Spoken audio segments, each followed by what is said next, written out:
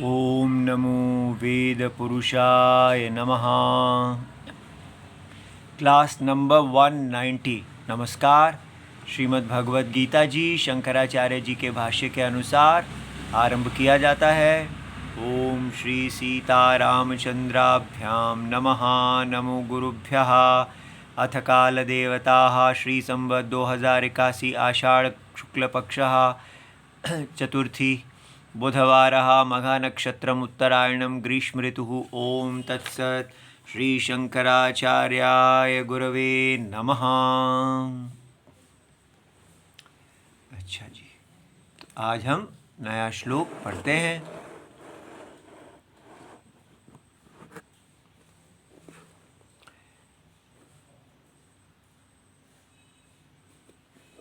न जायते म्रियते वा कदाचिन् नायं भूत्वा भविता वा न भूयः अजो नित्यः शाश्वतोऽयं पुराणो न जायते न हन्यते हन्यमाने शरीरे। तो ये है श्रीमद् भगवद गीता जी अध्याय नंबर 2 और श्लोक नंबर 20 और पुस्तक है Shrimad Bhagavad Gita ji Gita press Gorakhpur, book number 10। तो आज की कक्षा आरंभ करने से पहले एक बड़ा महत्वपूर्ण प्रश्न है जिसके ऊपर हमें विचार करना है। वो ये है कि क्या भारतीय संविधान में जो धर्मपरायणता, धर्म की परिभाषा है, और भगवद गीता में जो धर्म की परायणता है की जो परिभाषा है, और कुरान और बाइबल में जो धर्म की परिभाषा है, क्या वो एक है? तो प्रश्न फिर से सुन लीजिए।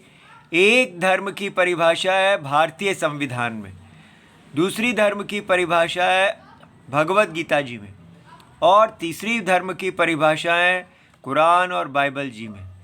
तो इनमें 3 प्रकार की जो परिभाषाएं निकलती हैं, क्या ये तीनों एक हैं या नहीं है? और ये प्रश्न यहाँ भगवद गीता में क्यों पूछा जा रहा है? अगर कहा जाए कि आप ये बीच में कुरान और बाइबल क्यों ले आते हैं, आपको केवल भगवद गीता जी पे बात करनी चाहिए, आप भारतीय संविधान बीच में क्यों ला रहे हैं? क्योंकि अगर हम केवल भगवद गीता पे बात करते रहेंगे तो हम कैसे दिखा पाएंगे कि भगवद गीता जी का जो धर्म है और भारतीय संविधान का धर्म जो है उसमें भेद है, और कुरान और बाइबल के धर्म में भेद है। इसलिए हमारा उद्देश्य केवल भगवद गीता का ही उपदेश करना है। लेकिन तुलना से जब हम तुलना करते हैं, क्योंकि संसार में ये सब एक ही समझा जाता है कि भारतीय संविधान भी वही कह रहा है जो भगवद गीता कह रही है, और बाकी सब रिलीजन्स जो हैं कुरान बाइबल वो भी वही कह रहे हैं। तो सब धर्म की बात कर रहे हैं, सबका एक ही धर्म है, मानवता। सभी मानवता ही एकमात्र धर्म है। तो उसको ध्यान से देखना है, हमने यहाँ पर क्या जाना है। ठीक है, हम बार बार भगवद गीता हमको यहाँ पर ये बता रही है कि यहाँ पर दो पदार्थ हैं, एक है सत्यम और दूसरा है असत्यम।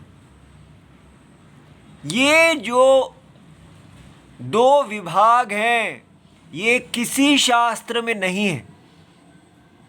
इसलिए ध्यान से समझिए कि भगवद गीता जी जो हमको सत्य और असत्य ये 2 बुद्धियों के विषय बता रही है, ये बहुत ही नई चीज़ है, ये कहीं नहीं है। इसलिए भगवद गीता धर्म कैसे पढ़ा रही है? अर्जुन को ऐसा नहीं पता था कि यहाँ पर सत्य और असत्य 2 बुद्धि के विषय हैं। वो यही समझ रहे थे कि ये जगत जो है ये सत्य है, और अगर ये जगत सत्य है तो इस जगत में जो प्यारे लगता है, जो प्रिय है, जिससे सुख मिलता है, सुख के साधन, वो सब सत्य है, और उन सुख के साधनों की रक्षा करना यही धर्म है। मनुष्य ऐसे जिए जिससे उसके सुख के साधन सुरक्षित रहें, यही धर्म है। और आपको आश्चर्य होगा कि ये परिभाषा हमारे संविधान की, जो भारतीय संविधान है, उसकी धर्म की परिभाषा यही है कि मनुष्य को ऐसे जीना चाहिए जिससे सबको सुख मिले। ठीक है, इसलिए हमारा भारतीय संविधान ये मान के चलता है, जो अर्जुन सोच रहे थे कि ये सारा जगत, दिखने वाला जगत सत्य है, ये जितने भी जीव हैं ये सब अलग अलग भोक्ता हैं, और इन सब के अपने अपने प्रिय हैं, तो फिर ये इनको कैसे जीना चाहिए? इन सब को ऐसे जीना चाहिए जिससे सबका प्रगति माने सबका भोग, सबको सुख मिले। इसलिए ऐसे जिए जाए जिससे सबका सुख सुनिश्चित हो, और उसी को ही हमारा भारतीय संविधान अपना मूल वाक्य लेके चला है। और अब हम कहेंगे ये तो बहुत अच्छी बात है, सबका सुख हो। ठीक है, वेद में भी कहा गया है सर्वे संतु सुखिनः, सभी सुखी रहें, संतु सर्वे भवन्तु निरामयाः, सभी बिना रोग के रहें। लेकिन वेद अगर ऐसा कहते हैं सभी सुखी रहें, तो उसका सबको सुख करने का उपाय क्या है? भेद को देखें, हमारे संविधान को का सबको सुखी करने का उपाय क्या है कि हम सब ये जाने कि ये पूरा जगत सत्य है। ये भगवत गीता के द्वारा जिस प्रकार सत्य और असत्य मिले हुए बताए जा रहे हैं, ऐसा कुछ नहीं है। ये जगत सत्य है, और यहाँ पर हम सबको भोग की आवश्यकता है। इसलिए अपने अपने भोग को सुनिश्चित करने के लिए हम सबको एक व्यवस्था दी जाएगी। इसलिए सब लोग अपने भोग की दौड़ में दौड़ सकेंगे, और उस सामूहिक दौड़ से जब सब अपने भोग के लिए दौड़ेंगे तो देश दौड़ेगा, और उस दौड़ में देश आगे निकलेगा, तो देश आगे निकलेगा, हम सब आगे निकलेंगे। इसलिए ये जो भारतीय संविधान है, इसका भगवान है ये देश, ये भूखंड, और हमें कहा जा रहा है इस देवता को, इस देश रूपी भूखंड को वर्धन करो। अगर आप देश रूपी भूखंड का वर्धन करेंगे तो आपका वर्धन होगा। इसलिए अपना वर्धन चाहते हो तो देश रूपी भूखंड का वर्धन करो। देश के वर्धन में ही आप सबकी वृद्धि है। ये है हमारा वृद्धि चक्र जो हमको हमारा भारतीय संविधान बता रहा है। सो हमारा भारतीय संविधान ये आशा करता है कि जब ये मंत्र सबको दिया जाएगा कि देश की वृद्धि में ही आपकी वृद्धि है, तो सब लोग अपने अपने व्यक्तिगत धर्म की परिभाषाओं को छोड़ देंगे और देश की वृद्धि में ही अपने स्वार्थ की सिद्धि करेंगे। अपने स्वार्थ की सिद्धि करना ही धर्म है। और आपको आश्चर्य होगा कि हिंदुओं ने यही किया। भारत के सारे हिंदुओं ने अपने भगवत गीता के धर्म को तिलांजलि दे दी। सब ने वर्णाश्रम धर्म को छोड़ दिया और जो ये सत्य और असत्य आश्रित धर्म है कि यहाँ पर एक परमात्मा है, उसका ये सारा माया देह है और हमें ऐसे जीना चाहिए जिससे हमें धर्म, अर्थ, काम, मोक्ष, इन चारों पुरुषार्थों की प्राप्ति हो, ये सब हिंदुओं ने छोड़ दिया। और क्या पकड़ लिया? वो संविधान ने जो कहा कि अगर आप इस देश की वृद्धि करते हैं तो आपका स्वार्थ पूरा हो जाएगा, आपकी प्रगति हो। इसलिए कोई भी हिंदू बच्चे को वेदोक्त भगवत गीता के द्वारा कहे हुए धर्म को नहीं पढ़ाया जाता। उसको केवल यही पढ़ाया जाता है कि आपने किस प्रकार भारतीय संविधान के अनुसार गेम खेलना है और गेम को जीतना है। ये पूरा बाजार आपके लिए खुला हुआ है। इस बाजार में जाओ और संविधान के अनुसार गेम खेलो और जीतो। इसलिए हमारा भारत जो है, हमारे हिंदू, उन्होंने ऐसा मान लिया कि भारतीय संविधान is equal to Bhagavad Gita. उनको भगवत गीता में कोई विशेष धर्म मिला ही नहीं। अगर हम पूछते हैं कि अगर आपको विद्यालय चाहिए या मंदिर चाहिए, तो भारत के हिंदू कहते हैं हमको विद्यालय चाहिए, क्योंकि विद्यालय में जाएंगे तो हम वैज्ञानिक बनेंगे, बड़ी बड़ी विद्याओं को प्राप्त करेंगे और उन विद्याओं से हम अर्थ काम की प्राप्ति करेंगे और उससे ही हम धर्म भी कर लेंगे। इसलिए अगर हमारे पास पैसा है तो हमारे पास अर्थ, काम, धर्म सब कुछ है, मोक्ष भी है। हमको किसी भगवत गीता की आवश्यकता नहीं, हमको पैसे की आवश्यकता है। पैसे से ही धर्म हो जाता है।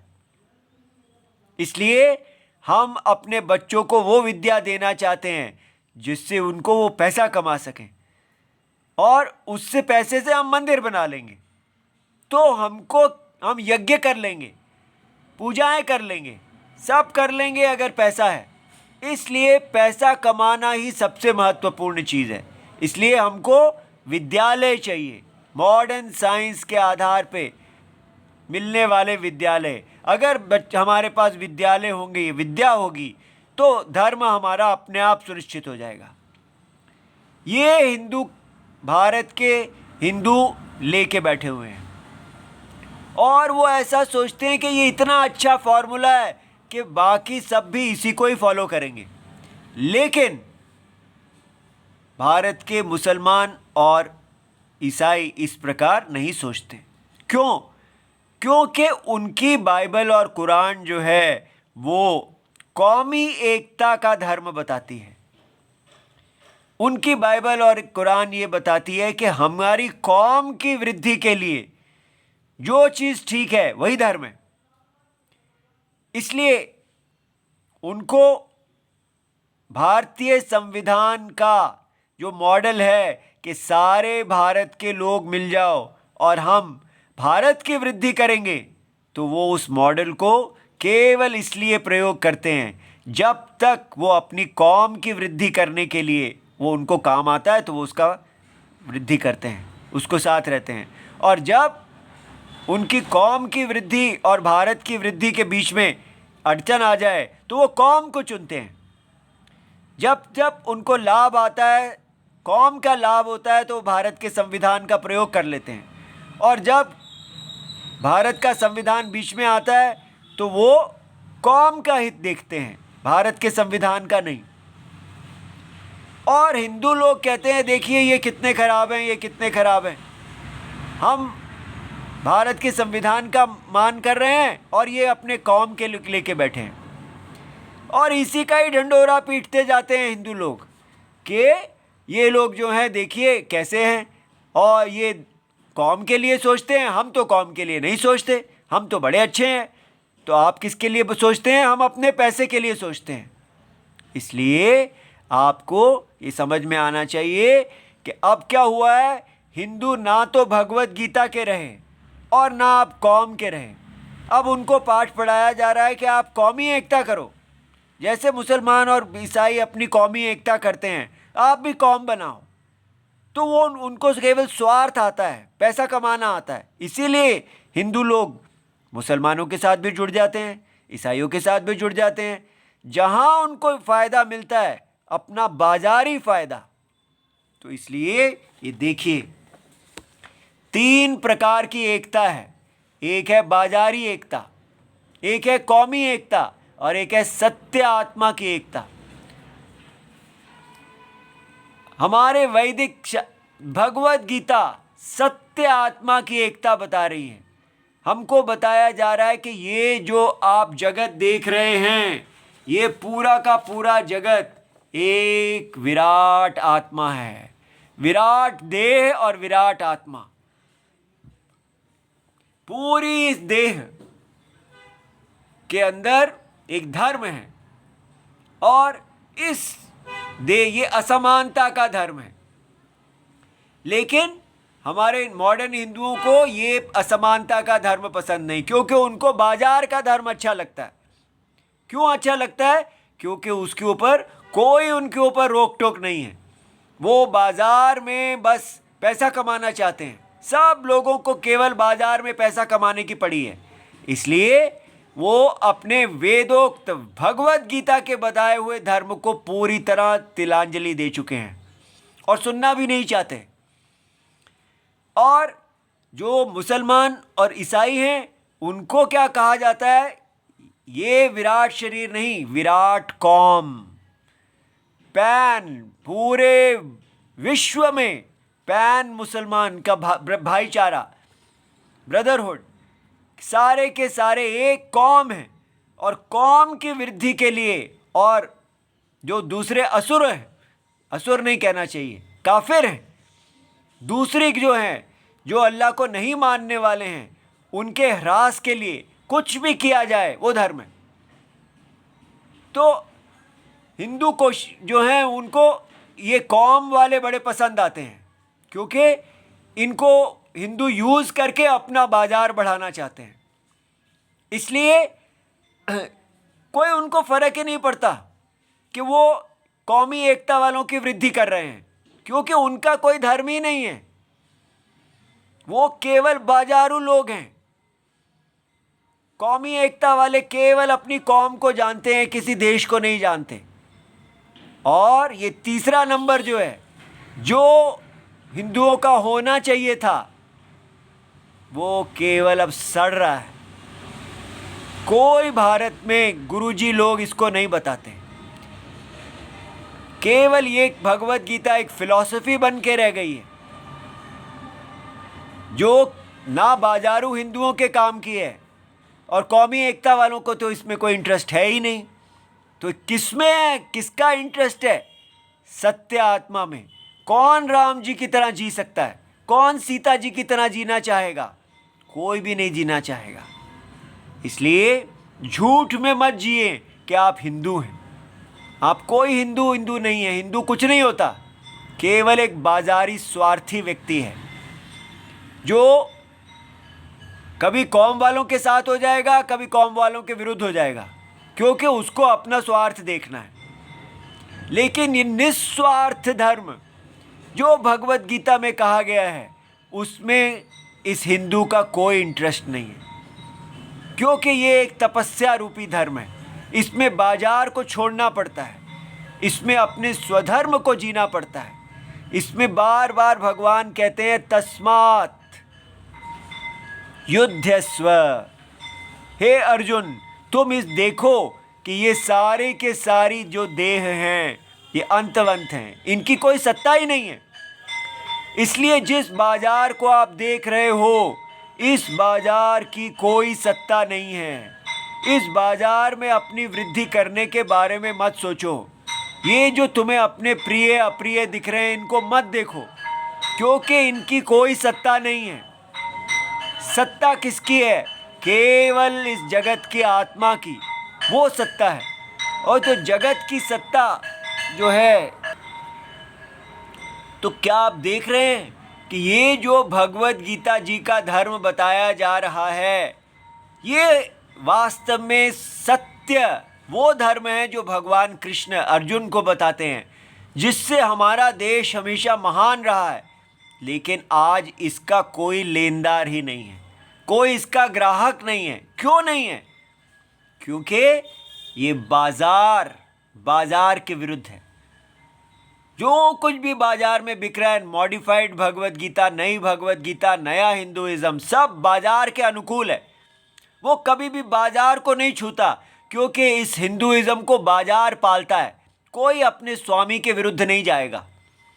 इसलिए तो ये भगवत गीता जिसको पढ़नी है उसको समझना चाहिए कि ये बाजारू हिंदू इसको हाथ नहीं लगाएगा, और ये कौमी एकता वाले मुसलमान और ईसाई इसको हाथ नहीं लगाएंगे।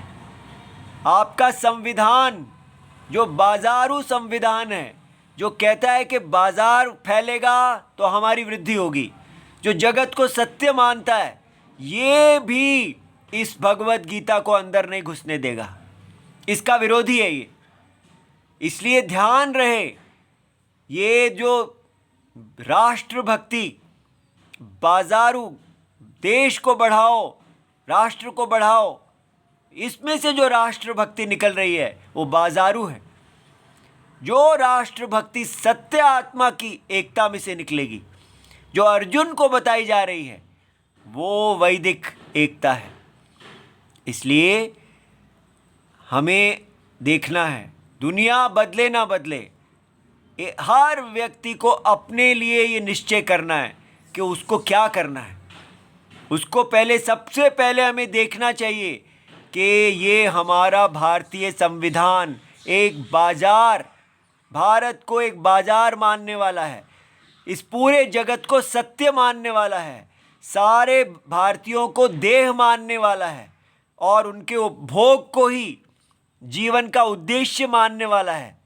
इसमें कोई भी धर्म, अर्थ, काम, मोक्ष वेदोक्त नहीं है। इसमें बाजारू अर्थ काम है। बस आपको बाजार में अर्थ काम चाहिए तो आप भी देश को बढ़ाओ। ये ज़्यादा से ज़्यादा केवल भारत को एक अमेरिका बना देगा। बस इसके अंदर जो विश्व बंधुत्वम बताया जा रहा है कि हम बड़े विश्व के बंधु हैं, कोई कहीं भगवत गीता में अर्जुन ने ये नहीं कहा कि तुम विश्व बंधु बन जाओ। केवल ये कहा है कि तुम आत्मा के बंधु बनो। आत्मा भक्ति, आत्मपरायणता, आत्मा माने ये जगत की आत्मा, सत्य, सत्य की परायणता से ही सबका कल्याण होता है। लेकिन ये नहीं कि अपना बाजार इतना बड़ा कर लो और फिर सबकी सहायता करते फिरो। रहो वही बाजारू। ये जगत सत्य है और इस जगत में आप विश्व बंधु बन के रहिए। ये एक नया ही आइडिया है कि ये जगत सत्य है और इसमें मानवता का कल्याण करो और विश्व बंधु बन के रहो। ये कोई भगवत गीता का आइडिया नहीं है। इसलिए धोखे में नहीं रहना। इसको हिंदुइज्म कह के बेचा जा रहा है, लेकिन ये हिंदू भगवत गीता का धर्म नहीं है। और जो कहा जा रहा है कि अब हिंदू लोग कौमी एकता बनाएं, अगर अपनी इस कौमी एकता वालों से लड़ना है, तो वो भी हिंदू धर्म नहीं है। क्योंकि तो फिर हिंदू धर्म क्या है? हिंदू धर्म है हमारा सत्य और असत्य। जो हमने पिछली बार देखा कि यहाँ पर भगवान ने कहा, य एनम वेति हंतारम, जो आत्मा को मारने वाला देखता है और जो आत्मा को मारा गया देखता है, वो सत्य को नहीं जानता। क्या हमारा संविधान हमें ये बताता है कि आत्मा मारने वाला और मरने वाला नहीं है? हमें तो कहा जाता है कि नहीं, हम देह हैं, मारने वाले और मरने वाले हैं, इसलिए मरने से मारा मारी ना करें और देश को बढ़ाएं। ध्यान से देखिए इसका संविधान, इसका धर्म, इसमें क्या धर्म निकलेगा? इसमें ये धर्म निकलेगा कि जब हम ये जानेंगे कि आत्मा क्या है। देखिए, आत्मा अहम प्रत्यय विषय, बार बार भगवान ने ये बताया कि आपको पहले जीवन में आगे बढ़ने से पहले ये देखना है कि सत्य क्या है। अगर आपने इस असत्य को, इस देह को ही, ये देह कहाँ से आ गई? ये देह जो है ये अविवेक है ना, अविवेक के कारण जो व्यक्ति ऐसे सोचता है कि आत्मा ही, देह ही आत्मा है, वो अविवेक में है। हमारा भारतीय संविधान इस अविवेक को दूर करता ही नहीं। वो ये लेके चलता है कि हम एक देह हैं और हमको अब विश्व बंधु बनना है, बड़ी बड़ी महत्वाकांक्षाएं लेके बैठा है। लेकिन यहाँ भगवत गीता में जीवन के आरंभ में ही कहा जा रहा है कि अगर आप अपने आत्मा को देह मानते हैं तो आप अविवेकी हैं, क्योंकि आत्मा अहम प्रत्यय विषय है और देह न अहम प्रत्यय विषय है। अहम प्रत्यय का विषय और न अहम प्रत्यय का विषय दोनों को जो व्यक्ति एक ही मानेगा तो वो कितना बड़ा अविवेकी होगा, उसको क्या धर्म मिलेगा।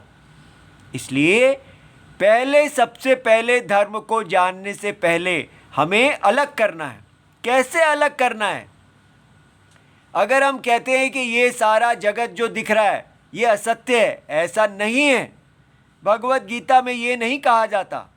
भगवत गीता में कहा जाता है ये जगत जो आपको दिख रहा है ये सत्य और असत्य के मिलने से ऐसा प्रतीत हो रहा है। ये आपको सत्य ही विपरीत प्रतीत हो रहा है। ये नहीं कहा जाता कि ये सत्य है, नहीं कहा जाता है ये सत्य का विपरीत ग्रहण है। ध्यान से सुनिए क्या भेद है। भगवत गीता ये कह रही है कि ये पूरा जगत सत्य आत्मा का विपरीत ग्रहण है। इसका मतलब ये सत्य ही मिस्टेकन है, ये मिस्टेकन सत्य है।